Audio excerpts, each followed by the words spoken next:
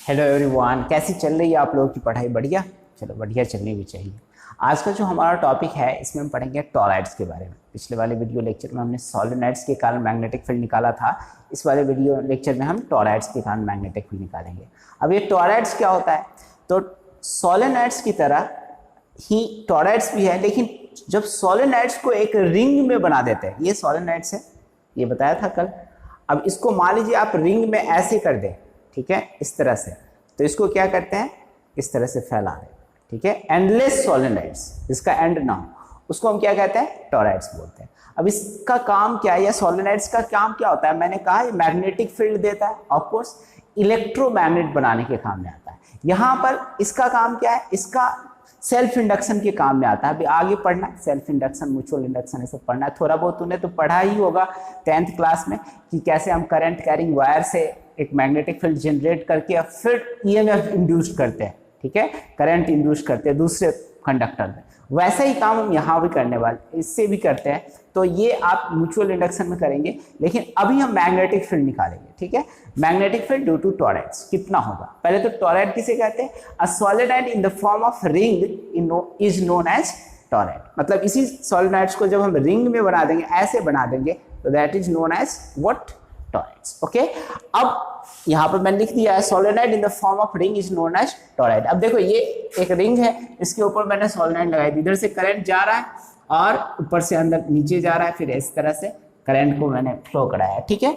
अब यहां पर ये जो है इसका सेक्शनल व्यू है। सेक्शनल व्यू मैंने बताया था, जब इसको कट कर देते हैं तो अब जो व्यू दिखता है उसको कहते हैं सेक्शनल व्यू। अब ये सेक्शनल व्यू क्या है? यहां पर ये डॉट है, ये डॉट क्या बताता है कि करंट बाहर की तरफ निकल रहा है, और ये क्रॉस क्या बताता है? करंट अंदर की तरफ जा रहा है, ठीक है। इसका जो रेडियस है वो आर है, टॉरॉइड्स का रेडियस जो है आर है। ये बीच वाला पॉइंट जो है ना, वहां तक कि हम एवरेज रेडियस ले लेते हैं। देखो बताता हूं मैं, एवरेज रेडियस कहने से क्या मेरा मतलब है। जैसे मान लीजिए ये इनर रेडियस है और ये वाला चीज क्या है? आउटर रेडियस, ठीक है। तो आर जो होगा ना वो क्या होगा? R1 प्लस R2 का हाफ, दोनों को ऐड करके हाफ जो कर देंगे ना, उसको हम क्या कहते हैं? आर बोलते हैं। आर क्या है? Radius of the toroids. Toroids का क्या है? रेडियस है। अब इसमें ये तो सेफ है, पूरा ओवरव्यू दे रहा है टॉरॉइड्स का। ये सेक्शनल व्यू है। ये करंट क्रॉस साइन जो है वो क्या बताता है? करंट इनर, अंदर की तरफ जा रहा है, और डॉट साइन जो बताता है वो क्या बताता है? करंट बाहर की तरफ आ रहा है। अब ये जो है ना, इसको अब इसमें इस तरह के कोई छोटे मोटे डाउट होते हैं तो कमेंट सेक्शन में लिख करके तुम पूछ सकते हो कि व्हाट इज योर मतलब प्रॉब्लम, कम से कम पता चले। हाँ, ठीक है। जब पूछोगे ही नहीं तो फिर क्या फायदा वीडियो लेक्चर देखने का? भी क्या फायदा कि कोई डाउट तो पूछ लो अगर कोई है तो। ओके, तो ये डॉट का मतलब बाहर की तरफ, एंड क्रॉस का मतलब क्या है? अंदर की तरफ, ठीक है। अब ये जो है ना, इसमें आई current passing through the toroid and number of turns of the toroids and r radius of the toroids। r क्या है? radius of the toroids। और small r जो है ना, distance of point p from center of the toroid। toroid से p point के बीच का जो डिस्टेंस है उसको हम क्या कहते हैं? स्मॉल डिस्टेंस बोलते हैं। जहां हमें क्या करना है? where लिख देता हूं, where we have to find the magnetic field, जहां पे मैग्नेटिक फील्ड निकालना है, ठीक है। तो हमें फाइंड आउट करना है magnetic field due to toroid at outside point, या एक्सटीरियर बोलते हैं, in open space of the toroid, ठीक है। मैग्नेटिक फील्ड यहां पर लिख लो, मैग्नेटिक फील्ड एट आउटसाइड और open space of the toroid, space of the toroid, torrid के आउटसाइड पॉइंट पर मैग्नेटिक फील्ड निकालना है। तो अगर आपको यहां P पॉइंट पर मैग्नेटिक फील्ड निकालना है तो आपको क्या करना पड़ेगा? एक ये एम्पीरियन लूप बनाना पड़ेगा। इसको क्या कहते हैं? Amperian loop. ओके, अब एम्पीरियन लूप जब बनाइएगा ना तो आपको देखेंगे यहां पर मैग्नेटिक फील्ड जब निकालेंगे तो करंट जो होगा, जितना करंट बाहर की तरफ आएगा उतना ही करंट क्या करेगा? अंदर की तरफ जाएगा। नहीं, तो करंट, टोटल करंट की वैल्यू कितनी होगी, वो होगी कितनी, 0। तो यहां पर अगर from ampere's law B dot D L equal to mu naught I total, हाँ, एंड आई होता है नंबर ऑफ टर्न्स है, ये क्या है, यानी number of turns of the toroid, ठीक है, टोटल नंबर ऑफ टर्न्स, ये सब सारी चीज तो लिख रखा है। ये देखो एन जो है ना नंबर ऑफ टर्न्स है, तो एन इंटू आई, जितने टर्न्स है उतना, लेकिन आई ही यहाँ पर क्या है, 0, आई 0 है, इसका मतलब टोटल चीज को क्या कर देगा, 0 कर देगा, नहीं, टोटल मतलब नेट, आई टोटल, आई 0 नहीं, आई टोटल 0 है, total incoming current equal to total outgoing current, तो वहां पर क्या आ जाएगा, आई की वैल्यू कितनी है, 0, तो बी की वैल्यू कितनी होगी, 0। तो ये है आपका B magnetic field. Magnetic field outside the toroid will be equal to what, यहां पर पी पॉइंट पर जो होगा वो मैग्नेटिक फील्ड कितना है, 0 होगा। ये है आपका मैग्नेटिक फील्ड आउटसाइड और open space of the torrid. अब हमें क्या करना है, बिटवीन द टॉरॉइड्स, यहां पर आपको मैग्नेटिक फील्ड निकालना है, इसके अंदर, इस पॉइंट पर, पी पॉइंट पर, यहां मतलब पी पॉइंट को हम कहां ले आएंगे, अंदर की तरफ। तो अंदर की तरफ जब लाएंगे, इसको रफ करता हूं मैं, अब अंदर की तरफ निकालते हैं।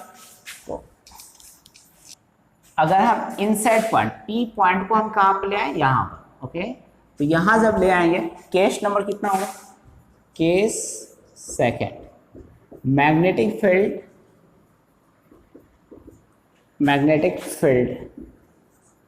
inside the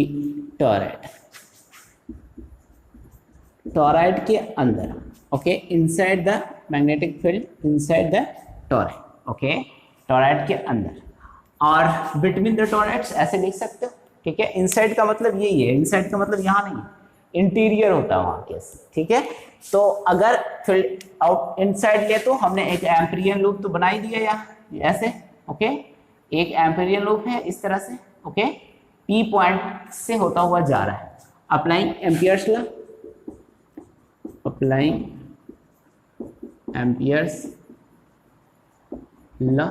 अगर एम्पियर्स लॉ निकाले तो B dot D L equal to mu naught N I, मतलब जितना number of turns into I, okay, तो ये लिख सकते हैं एम्पियर्स लॉ से। अब तुमको मैंने बताया है कि हर जगह, अब ये जो करंट कैरिंग जो वायर है बाहर की तरफ आता हुआ, हर जगह एम्पीरियन लूप के साथ टेंजेंट बनाएगा, ठीक है। तो उसके कारण जो मैग्नेटिक फील्ड होगा, करंट के कारण जो मैग्नेटिक फील्ड होगा, हर जगह एम्पीरियन लूप के साथ क्या बनाएगा, टेंजेंट, मतलब डीएल के साथ कितना एंगल होगा, 0 डिग्री का। तो 0 डिग्री का एंगल जो होगा, बी डी एल कॉस 0 की वैल्यू कितनी होगी, 1 mu naught N I, okay. तो यहां पर, यहां लिमिट कितना लीजिएगा, 0 से 2 पाई आर, ठीक है। बी बाहर लेना है, डीएल है, 0 से कितना होगा, 2 पाई आर, और mu naught N I, okay. तो बी इक्वल टू डीएल का एलिमेंट कितना होगा, जी, मतलब डीएल का इंटीग्रेशन क्या होगा, L 2 pi R equal to mu naught N I, और B into 2 pi R equal to mu naught N I, और बी इक्वल टू क्या हो जाएगा, mu naught N I upon 2 pi R, और N upon 2 pi are को क्या लिखेंगे, small N I, B equal to क्या लिखेंगे, एन। मतलब कहने का सिंस ये एन यहाँ पर क्या है बेटा, एन अपॉन 2 पाई आर क्या है, number of turns per unit length, क्या है, number of turns per unit length, ठीक है प्यारे बच्चों। अब देखो ये होता क्या है, उस वाले केस में, सोलेनोइड के केस में लेंथ कुछ ऐसा था, सोलेनोइड इस तरह से, ऐसे वायर हमने इस पर वायर लगा दी थी ऐसे, तो ये सोलेनोइड हो रहा था, सॉरी मैंने थोड़ा जल्दीबाजी में, इस तरह से ऐसे हो रहा था सोलेनोइड, तो यहाँ पर लेंथ तो सीधा स्ट्रेट था, लेकिन ये सर्कुलर हो गया, तो सर्कुलर में लेंथ कितना होगा, 2 पाई आर, तो एन स्मॉल एन जो है ना, number of turns per unit length है। अब यहां भी मैग्नेटिक फील्ड जो हुआ कितना हुआ, मुन्नी ही, म्यू नॉट एन आई, मतलब याद रखने के लिए इसको मुन्नी के रूप में याद रख लेते, मुन्नी बदनाम नहीं है। तो ये उस तरह से मुन्नी, ठीक है, मुन्नी। ओके, अब ये तो हो गया तुम्हारा magnetic field inside the toroid. अब हम केस क्या लेना चाहते हैं, दूसरा केस कौन सा है इसमें, केस थर्ड है। ओके, यहाँ यहीं पर लिख देता हूँ case third. Okay, case third में क्या है, ये पी पॉइंट जो बीच में था वो बीच में नहीं रह के अब क्या आएगा, यहां पर आएगा पी पॉइंट, ठीक है। तो हम लेंगे case number third, interior to the toroids, interior to the toroid, toroid के अंदर में, ठीक है, इंटीरियर टू द टॉरॉइड। अब अंदर मिलेंगे ना यहाँ पर, तो इसका अर्थ यही है। अब इसका तुमको क्या लेना है, एम्पीरियन लूप लगाना है, ठीक है प्यारे बच्चों, ये है Amperian loop.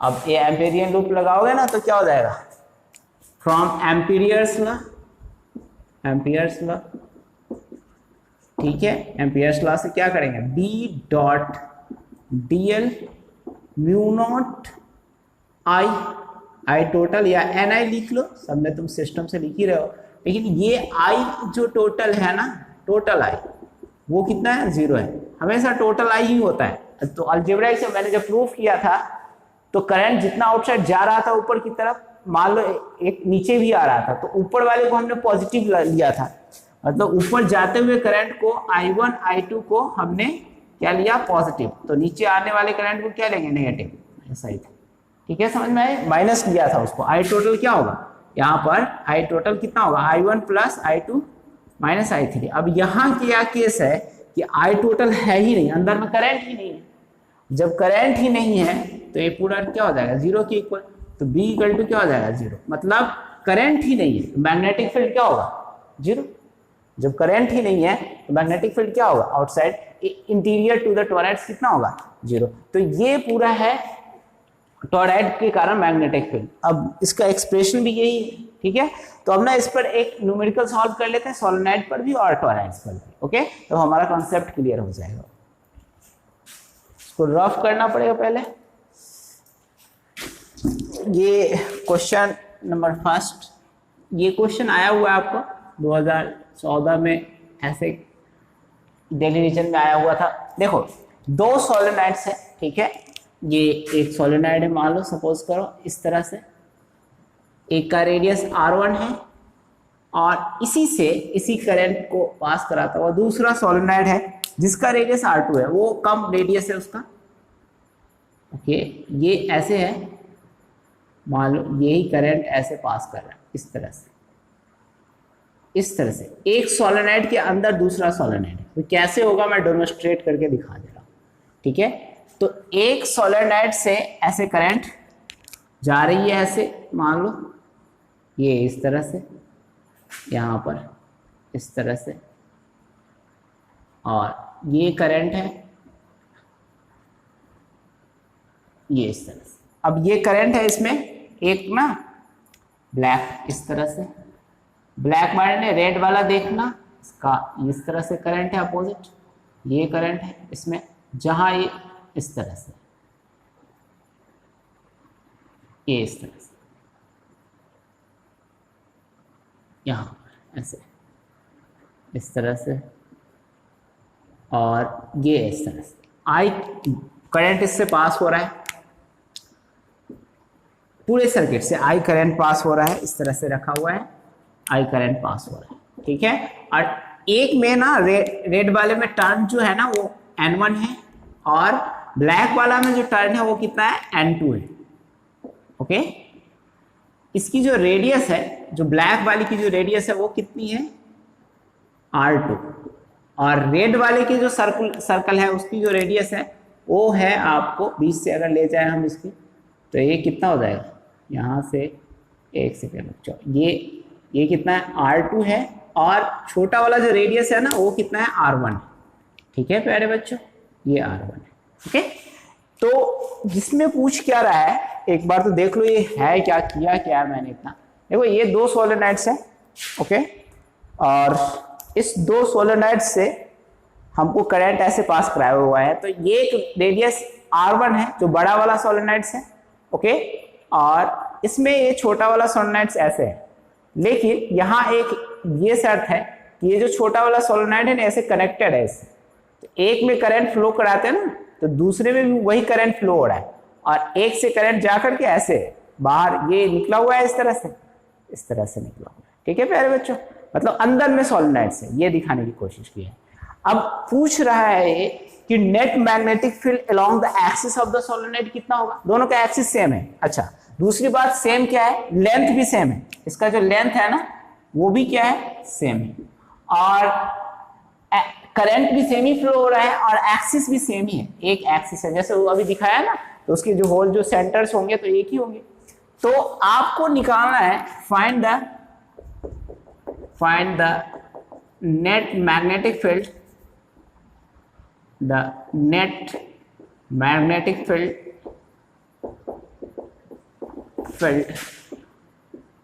along the axis of the solenoid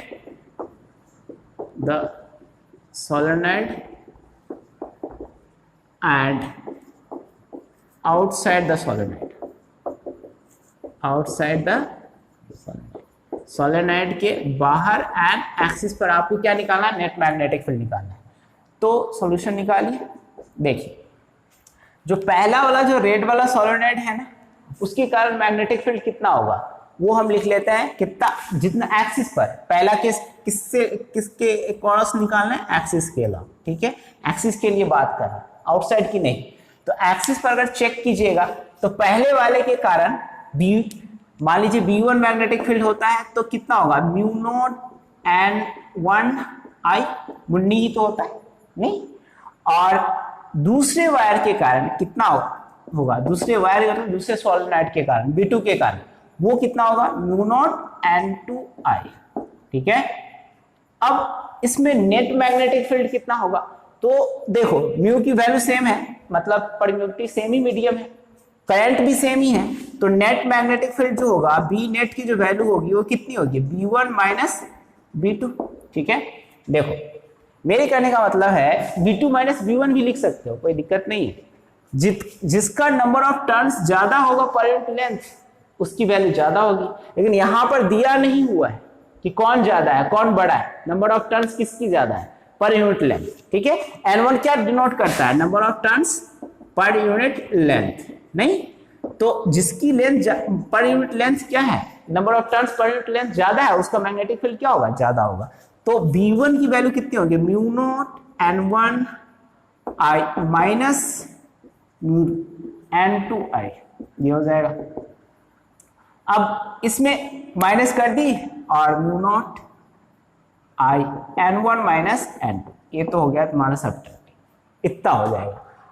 हम इसमें ज्यादा इधर नहीं जा रहे कि नेट मैग्नेटिक फील्ड किधर होगा, तो अगर मान लो नेट मैग्नेटिक फील्ड N1 की संख्या ज्यादा है N2 से, तो of course net magnetic field किधर होगा, देखो ये करंट कैरी का इस तरह से है, मतलब ये ऊपर से जा रहा है नीचे से ऐसे, तो ऊपर से आ रहा है, ऐसे पकड़ोगे ना तो ये किस डायरेक्शन में आएगा, along the axis, right side the axis, okay, axis के राइट साइड, मतलब along the right side of the, या ऐसे अगर मान लो लिख लो ये तो ये है N1 N2 है, तो अगर डायरेक्शन की बात करें mu naught I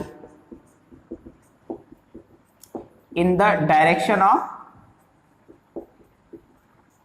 first solenoid, in the direction of magnetic field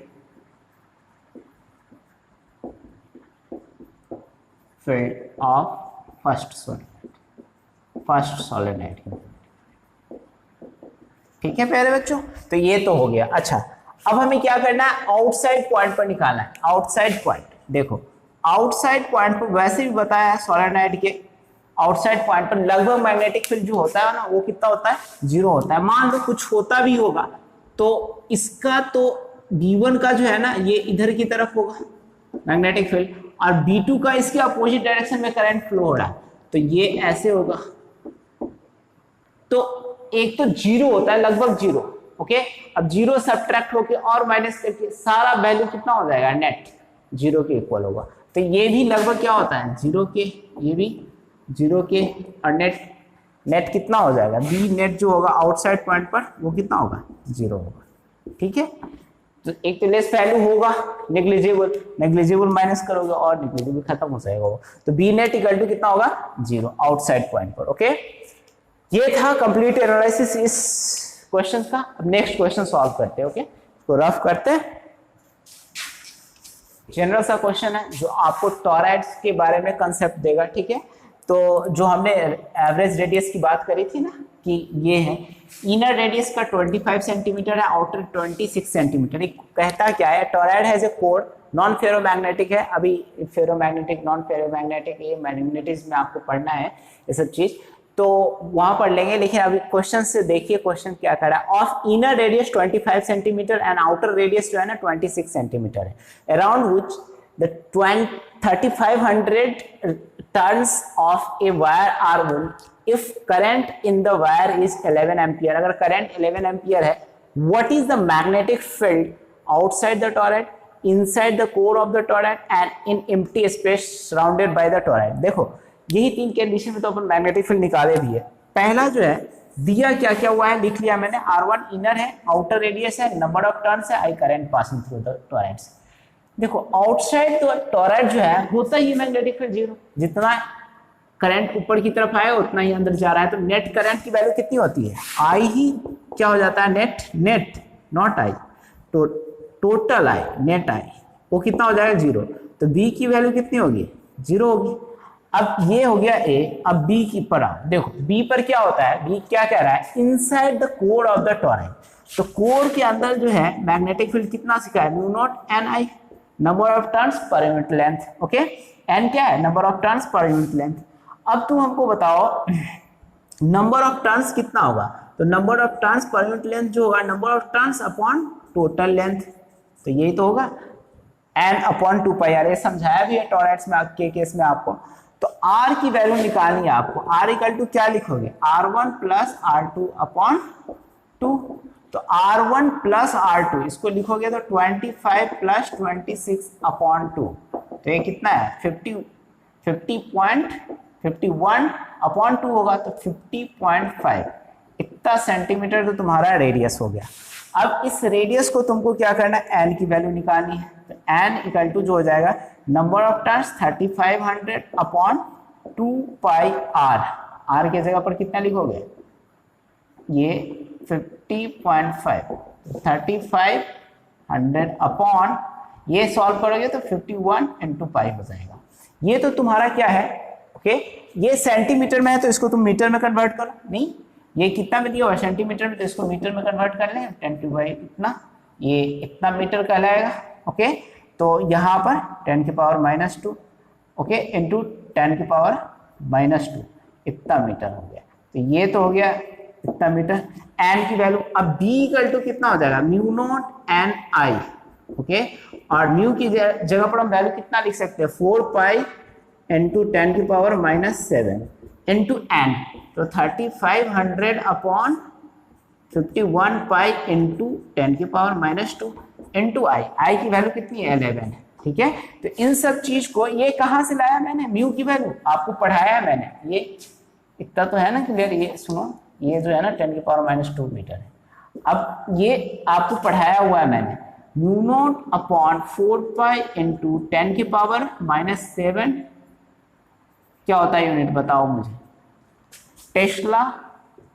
ठीक है, टेस्ला मीटर पर एम्पियर।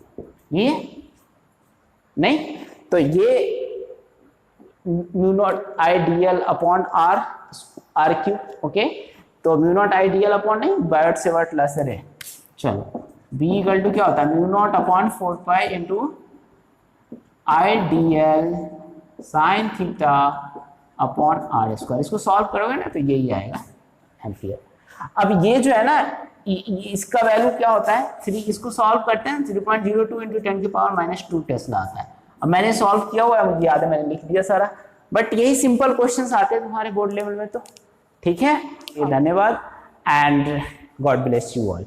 नेक्स्ट वीडियो लेक्चर में हम लोग क्या पढ़ेंगे, अब इससे आगे लॉरेंज फोर्स के बारे में पढ़ेंगे। ठीक है, अभी तक तो मैग्नेटिक फील्ड चल रहा था, अब नेक्स्ट फेज चलेगा लॉरेंज फोर्स। ओके।